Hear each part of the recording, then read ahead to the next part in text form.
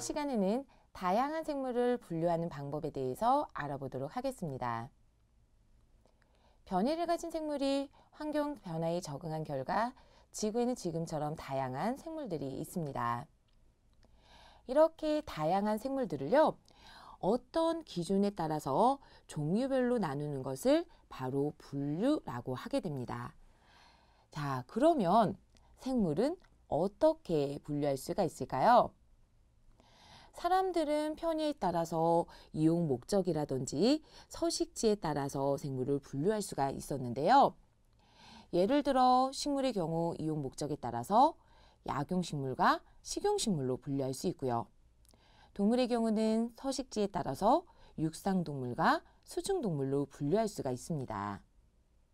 자, 그런데 이처럼 사람의 편의대로 생물을 분류하게 되면 사람에 따라 기준이 달라요. 그래서 분류 결과가 달라질 수 있고요. 뿐만 아니라 생물이 가지고 있는 고유한 특징을 제대로 나타내지 못하는 단점을 가지고 있게 됩니다. 그리고 지금 이 순간에도 계속해서 어디선가는 새로운 생물이 발견되거나 또는 모르고 있었던 생물의 특징들이 밝혀지고 있어요.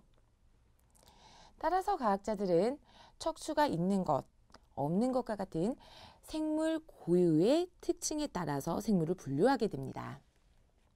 자, 그럼 이렇게 생물 고유의 특징을 기준으로 분류했을 때의 좋은 점은 어떤 것이 있을까요?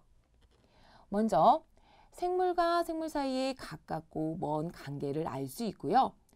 뿐만 아니라 새로 발견한 생물이 어떤 것인지 찾아볼 때 시간과 노력을 줄일 수 있고요. 그리고 같은 무리에 속하는 생물의 특징을 미루어 짐작할 수가 있습니다. 자, 그러면 이렇게 분류 기준이 될 수 있는 생물의 특징에는 어떤 것들이 있을까요? 바로 생물의 겉모습이나 또는 번식하는 방법, 유전적인 특징, 속 구조 등이 있게 되는데요.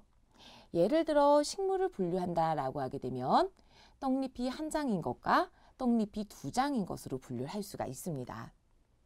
그리고 동물의 경우는 척추가 없는 것과 척추가 있는 것으로 분류할 수가 있습니다.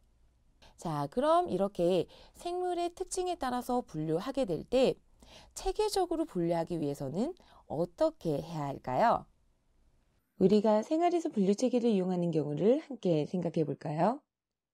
만약 경복궁을 찾아가려고 한다면 경복궁의 정확한 주소를 알아야겠죠? 경복궁은 서울특별시에 있고 서울의 종로라는 구에 속해 있어요. 또한 종로구에서 도로명은 사직로, 건물 번호는 161번입니다. 이렇게 서울이라고 하는 큰 범위에서부터 점차 범위를 좁히면 정확한 주소를 나타낼 수가 있습니다. 그래서 이처럼 생물을 분류할 때도 체계적인 단계를 두게 되는데요. 이때 가장 큰 단위에 해당하는 것은 개가 됩니다. 그리고 하나의 개가 속하는 무리 중에서 공통적인 특징을 가지고 있는 것을 조금 더 작은 단위로 나누어 문으로 분류하게 되고요. 그리고 같은 방법으로 분류 범위를 계속 좁혀서 강, 목, 과, 속, 종으로 분류할 수가 있습니다. 이때 종의 경우는 생물을 분류하는 가장 기본이 되는 단위가 되는데요. 종이라고 하는 것은 자연 상태에서 짝짓기를 하여 생식 능력이 있는 자손을 낳을 수 있는 무리를 의미하게 됩니다. 이처럼 생물을 큰 분류 단위인 개에서부터 점차 작은 분류 단위로 묶어 나타내는 것을 분류 단계라고 하게 되는데요. 한번 고양이의 분류 단계를 살펴보도록 할까요?